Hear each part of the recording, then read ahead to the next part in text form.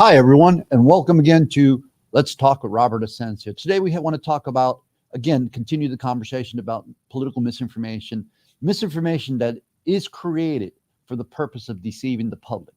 With us today, we have a special guest, a researcher. As a matter of fact, she's the Research and Communications Manager for Energy and Policy Institute. Her name is Alissa Schafer. Welcome. Thank you. Good morning. How are you?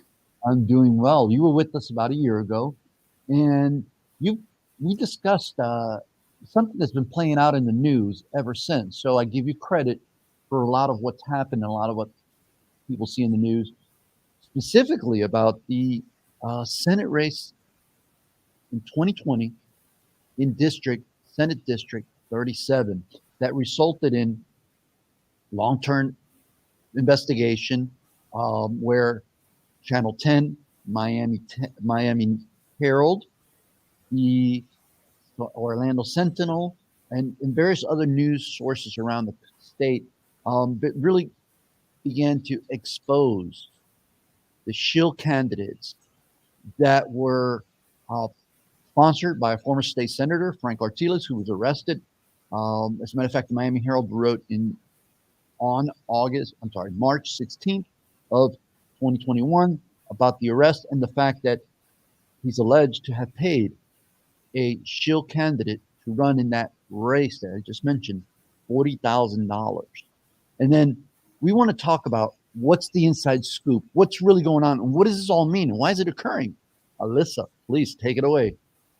Thank you. And thank you so much for having me back. It's always a pleasure to talk about these issues because I think, these issues matter so much for everyday Floridians. It's, I think, easy to hear about all the scandals and he said, she said that can happen in politics and just be like, oh, that's awful, and just kind of write politics off completely. But these things that go on, whether it's scandalous or not, have a real impact on Floridians. So thank you for having this conversation. And it's kind of wild. Like there's a lot of things going on right now. We're barreling towards a new election cycle. But today we're talking about this controversy and what's been now is referred to as the ghost candidate scandal that happened in the 2020 cycle. And it's still playing out and we're still seeing repercussions. Some of the research that you mentioned, first of all, hats off to all of the local journalism and investigative reporting that really broke the story that there was indeed a ghost candidate scandal going on in the first place. My role with Energy Policy Institute, we're a watchdog group that focuses on utilities. So here in Florida, the big one is Florida Power and Light. So as soon as we got word that there was this ghost candidate scandal going on, specifically focused on Senate campaigns in Florida, immediately that set off a lot of alarms that Florida Power and Light might be involved. And long story short, in the investigations and research that we've seen since then, we know that there is, in fact, a direct connection from Florida Power and Light to the consultants that were involved in those ghost candidate scandals, which, as you mentioned, are now embroiled in ongoing investigations, criminal charges, and all sorts of things. Now, at the same time that all of that is happening, and we can get into some of the reasons of why Florida Power and Light would go so far as to get involved in something that's potentially illegal.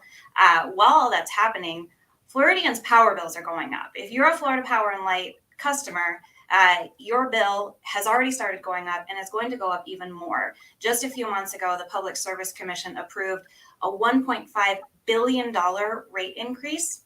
And then a few months later, they increased an additional charge on top of those rate increases because of what's called a fuel charge. Here in Florida, we are so reliant on natural gas. So anytime there's a spike in gas prices, Floridians are paying that bill. So we've got criminal investigations going on in this bucket. We've got bills going up in this bucket. And we just finished the Florida legislative session. So legislative session, that's where all those favors to senators and ghost candidates really come into play because bills are introduced and voted on that, again, impact all of us here in South Florida, even though they're all the way up there in Tallahassee. You know exactly how that is so far away.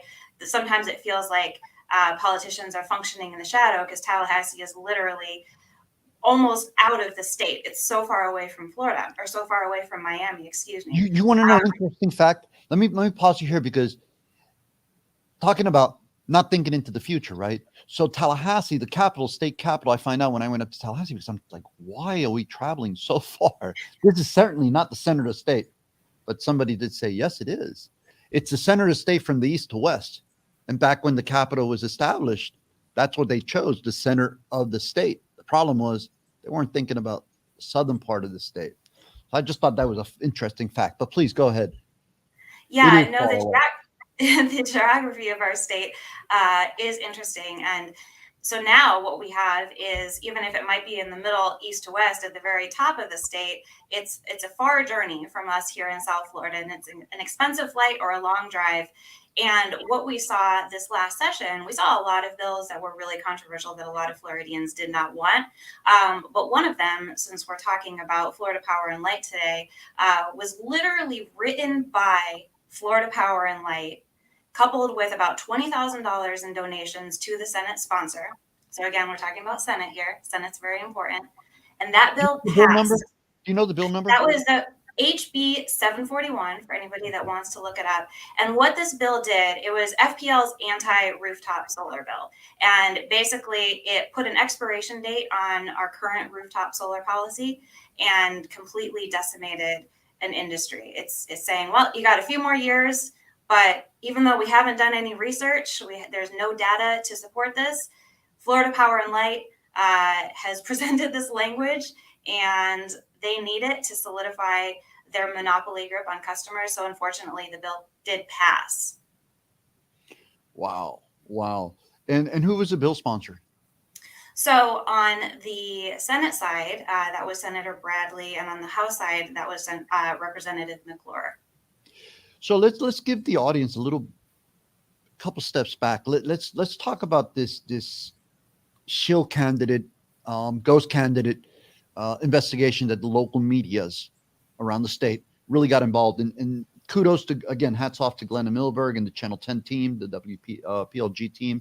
I believe they were recipients of an Emmy Award for their journalistic investigative work. So let's break that down for people so that they have a better understanding what this all means and how you get to being able to have carte blanche of sponsoring bills that ultimately cause the impact the consumer, we the consumers. Can you talk a little bit about that? Yeah, happy to. So basically, when you have a state like Florida, our utility companies, our power companies function in what's called a monopoly marketplace. That means your power provider is determined where you live. Now, the only way that power companies are regulated, since there's no competition, is supposed to be through the Public Service Commission, the legislature, and the Office of Public Counsel. These are all things that are supposed to hold them accountable and protect consumers. What Florida Power and Light has done very aggressively for several years now is invest heavily in political contributions and lobbying to do everything possible to capture that regulatory environment. So when we're talking about the legislature, the reason that Senate seats are so important is those senators, not only are they the ones who can introduce and vote and pass legislation like FPL's anti-solar bill that we just saw, those senators also play a very key role in appointing commissioners to the Public Service Commission, and they also appoint the Office of Public Counsel. Those are the two things that I just mentioned that are supposed to regulate companies like Florida Power and Light. Over the last few years, we have seen a complete control of those regulatory bodies by Florida Power and Light because of their control of the Senate. If you can follow along, all of these things are connected. If you control the body that is appointing the people to the group that's supposed to regulating you, it just becomes this circle, and it is truly a captured regulatory environment. So heavily, these Florida Power and Light has invested on the Republican side. So what we saw in 2020 is there were a few seats on the Senate that were considered competitive. And, as you know, Florida has been under Republican control for a long time. But in 2020, there was this glimmer of hope that we might start to take back seats, especially in the Senate. So there was a very real effort from the Republicans and from their funders, such as Florida Power and Light, to make sure that that didn't happen. So one of the tactics that they used was to prop up what's called a ghost candidate who nobody has heard of. They don't do any campaigning. The sole purpose of that candidate is to draw votes away from the Democrat in the race, therefore ensuring that the Republican can win. And that's exactly what happened. And as you mentioned, it's led to criminal charges and ongoing investigations. Because when you're paying people to run, when you're doing this unethical campaigning, not only is that unethical, you are really getting to the line of that being illegal. And I'm not in law enforcement. I'm not on the Public Service Commission. All I can do at this point is research and try and track what's going on.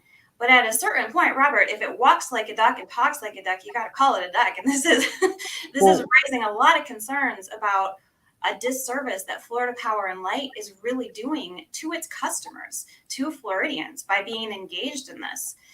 Orlando Sentinel, they were the ones to first break the story a few months later that showed about $3 million in invoices to those consultants that were involved in the ghost candidate scandal. Is there any evidence that they knew, that FP&L knew what the lobbyists were doing or the consultants were doing? So to date, Florida Power and Light is claiming innocence. They're saying, oh, we follow all the rules and we do nothing wrong, or we did nothing wrong. That's why these investigations are so important, because right now what Floridians are being told is, well, you just have to trust FPL. Just trust them. Your bills are going up. They're passing legislation that everybody is opposing, but just trust them. So I don't know about you, but for me, that's very concerning. Yeah. So one more point to and by the way, for those of you that will question what we're saying here, everything we're discussing are known facts. What's already been disclosed, what can be proven. So we're not going to hypotheticals here. We're going strictly on what the facts are pointing to and what the facts dictate. So we know that Jose Javier Rodriguez is a senator who lost the seat to now Senator Ileana Garcia. And there's up to date, there's no information that says or points to her having full knowledge of this conspiracy. But what we do know is that Jose Javier Rodriguez was a strong opponent or advocate against this monopolistic control that FP&L has. So we know that Jose Javier Rodriguez was hitting FP&L hard. So we ask, is that why he was targeted? There were other ghost candidates in other campaigns, right? In other races, I'm sorry. Can you point to any of those other races that we know of where there was ghost candidates? So in terms of, you mentioned Jose Javier Rodriguez being a very outspoken critic of Florida Power and Light. That's definitely true. I know he wasn't alone in the Florida legislature for taking that stance, but he was certainly a leader. And I think, unfortunately, that did put a target on his back to a certain degree. And the other element here that connects Florida Power and Light to these candidates, regardless of who we're talking about, which ghost candidate, is the connection of former Senator Frank Artiles. And the reason that Artiles is a connection to FPL is because if you look at Artiles' time in the Florida legislature, he was known to do legislative favors for FPL. He even introduced a bill that would allow FPL to get cost recovery, which it means that it gets baked into our bills that are going up, on out-of-state exploratory drilling and fracking. That was something that Artiles introduced while he was in session. There was also pictures of him, wearing the FPL, or the Next Era, which is FPL's parent company, jacket at a NASCAR race. He got in a little bit of trouble because he was on a private plane with an FPL employee and lobbyist. So he had a track record. So as soon as Artiles was connected to these ghost candidate scandals, that was another piece that connected all of this kind of shadiness to Florida Power and Light. By his own admission, right? Frank Artiles goes to an event. I think it was Jason Broder's campaign or some type of event. where he admits, or it was something on the news. It was breaking about the loss of the JJR's seat, Jose Javier Rodriguez's seat, and then he was saying something that's all me, and he pretty much self-disclosed that he was behind the conspiracy to knock off a sitting senator, siphon votes away from him. But Yeah. let's go back to the impact to consumers. Um, a lot of bad bills have passed. There are a lot of people that would like to have used their rooftop space for solar metering, net metering. And there are bills that have passed that prevent that, but there's also bills that really essentially kill jobs. Can you talk a little bit about that? Yeah, this session unfortunately was very detrimental to Floridians, and Florida Power and Light played a huge role in just honestly slapping their own customers in the face. You mentioned jobs. This bill, FPL's anti-rooftop solar bill, not only does it take away a policy that is one of the only ways that folks can do anything about their bills going up by having rooftop solar on their home or their business. FPL's anti-rooftop solar bill also put thousands of jobs, up to 40,000 by some estimate, put those jobs in jeopardy. Florida, we are the sunshine state. I'm at risk of getting sunburn almost every single day. It comes with the territory of being a redhead. But the point of that is we have a lot of solar energy here. We could be a leader, not only in people being able to have some control and have some energy freedom and control over what their bill looks like, but also talking about economics, talking about our local economies. These are not jobs that can be shipped out of state.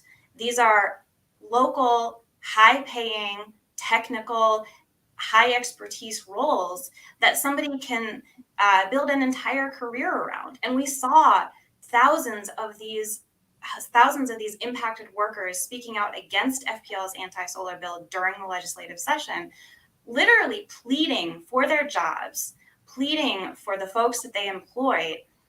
And Florida Power and Light and the lawmakers that were advocating for this bill completely ignored them. And to me, that's just incredibly unfortunate. We could be a leader in this area. We could be a leader in solar energy. We could be a leader in new technology and really embracing it and using it as a tool for our state. But instead, we're taking a step back. And again, Florida Power and Light's anti-solar bill is doing so without any data, without any research. It was purely to protect the profits of FPL.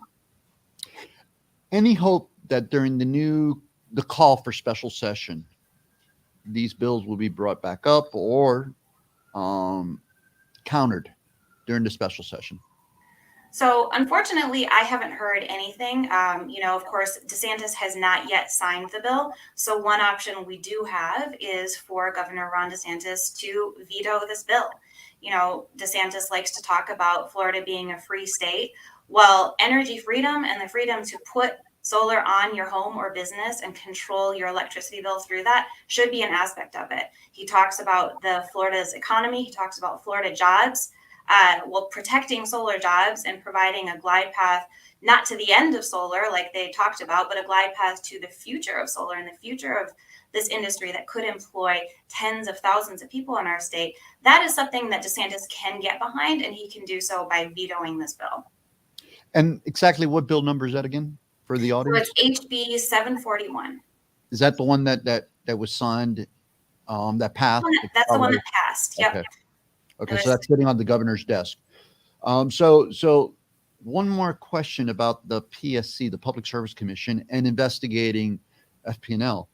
We know that some lawmakers, I believe 4 lawmakers, penned letters to the PSC asking for an investigation into or an audit of the money that went towards ultimately resulted in campaigns of these ghost candidates. Anything on that? Yeah, so the letters that you're referring to, there were 4 lawmakers, Nixon, McCurdy, Escamani, and C. Smith. They all saw these headlines that we're talking about. House members, right? Pardon? Members. Those are House members. Yes. They saw all these headlines and, very legitimate concern about what Florida Power and Light is doing and how this is negatively impacting Floridians, their constituents. So they wrote to the body that is supposed to regulate FPL, and that is the PSC, the Florida Public Service Commission. The ask in their letter, in their multiple letters, was, hey, what's going on? There's $3 million connecting Florida Power and Light to the consultants that were involved in these ghost candidate scandals. Where is that money coming from? Our constituents are concerned. We're concerned. This seems like a disservice to Florida voters. So please, as a regulatory body that is supposed to be protecting Florida consumers, can we do an audit? Can we get some answers? Can we see the math? Basically was the request. Mm-hmm. And the response from the Florida Public Service Commission was not surprising. As I mentioned, they have developed a reputation of being a captured regulatory body, meaning they essentially rubber stamp anything that the utilities ask them to do. So their response to this request for taking a closer look and showing the math was, well, we already did our rate case and we did the kind of perfunctory audit that is a part of that. So we believe that FPL is doing fine. We have a random sampling that we did, and you just got to trust them. Trust FPL. We know there's a lot of bad headlines and things look bad and records are coming out and they're pushing bills that are bad for Floridians. This is me editorializing. They didn't quite say that Okay. word for word. But the takeaway was the Public Service Commission declined to do any additional audits or show any additional data or show any of the math that would prove that FPL is fully in the right. I mean, it's similar to the question about the whole premise of their bill. If you really want to have a bill that's changing a policy, show us the data that makes this necessary. They have not done that. And similar to if you want to claim that you are innocent in this ongoing criminal investigation, then show us the math that proves that. And you know, these lawmakers, I give them a lot of credit for putting their hands up and making this request, because as we saw with JJR, sometimes putting your hand up, unfortunately, puts a target on your back from people like the folks at Florida Power and Light. So in the last minute that we have here, if consumers wanted to do something about this, what can they do aside from calling their state senator, state representative, governor's office, because now the bill sits on the governor's office, is going into law, and or if they wanted to get a hold of you, how can they go about that? Sure. Well, I would say, you know, right now, since the bill already passed, the short-term action is to put calls and emails to the office of Governor Ron DeSantis and ask for a veto. Explain why rooftop solar is an incredibly important tool for Floridians, and explain why FPL's anti-rooftop solar bill is nothing but a corporate favor that is destroying tens of thousands of jobs and taking away important freedoms and rights from Floridians. So that's a request that folks can make as soon as possible. I think, you know, bigger picture moving forward, it's incredibly important to for voters to educate themselves about these candidates as things pop up. I mentioned, you know, we're in election season now. The fundraising is already starting. The advertising is already starting. There's a lot of important elections that are happening in November. So I guess a little bit of homework would be for folks to, you know, look up who's running, find out, how did they vote on this issue? You can look up vote history. If you go to the legislative website, you can look up HB 741, and you can find out how your representative and how your senator voted. If you don't agree with their vote, let them know, and let them know that this may impact your ability to vote for them again in the future. So that's some real homework that the folks can do. And if folks want to get a hold of me, the easiest way is probably heading to Energy and Policy Institute's website, which is energypolicy.org, and my contact information is on my bio page there. Outstanding. So on that note, I'm going to say, for all transparency purposes, while I was in the legislature, I did work with FPNL. I worked with them on the more, what I thought were the consumer-friendly parts of their business. How do we get improved power resilience to people? And I sat on the Hurricane Preparedness and Response Committee, these House Committee, that we worked very closely trying to get FPNL to ensure that their transmission lines, the delivery lines, were of the point and of the structure that they would not go down with wins. But this is another part. So I will be asking FPNL, my contacts at FPNL, to see if they will come on the show for the purpose of providing clarity to what they have been linked to in this ongoing series of multiple investigations throughout the state. But more importantly, this is not necessarily about Republican, Democrat. The most important thing is to remember we're all Floridians. We're all in this together. We're getting hammered together. Look at your rate bill. We know the cost of pretty much everything has gone up with inflation. Let's make sure that we don't get hosed in the process. Alissa, I can't thank you enough. Look forward to speaking with you in the future, having you back on to explain some more of these policy issues, give us the inside scoop of what's really going on behind the scenes that we only get tidbits in the news. To the Millers, Michael Grant Miller, Community News Network, Community News team, thank you. Andres behind the production team, thank you so much. We look forward to seeing you next time. Drop us a line. Let us know what you want to hear. Thank you.